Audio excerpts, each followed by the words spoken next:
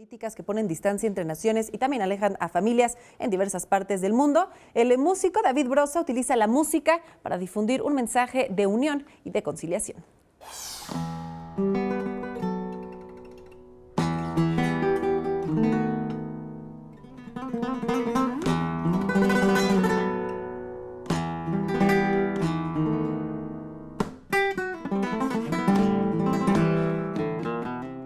La música es el territorio donde todos cabemos y tiene la capacidad de transformar realidades sociales y políticas.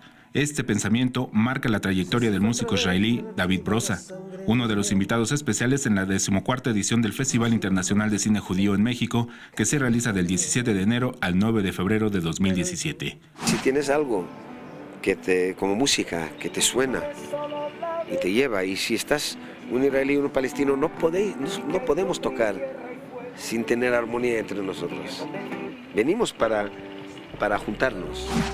El trabajo del cantautor no es sencillo. Debido a su trabajo conciliador con músicos palestinos, debe enfrentar opiniones divididas sobre su obra. Sin embargo, esto no pone límites al trabajo del artista.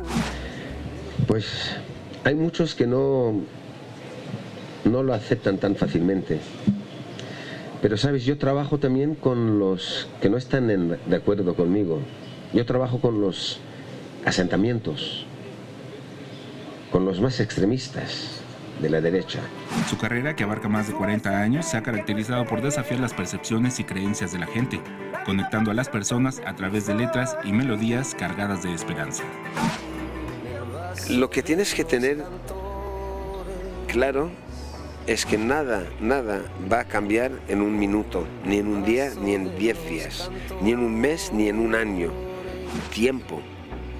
Lo que hay que tener es tiempo y paciencia y seguir con las huellas, andando este camino. Hay que hacérselo. Yo en Jerusalén Oriental empecé sin agenda, sin plan, sin nada. Con imágenes de Andrés Brito, Alberto Álvarez Santana, 21 Noticias.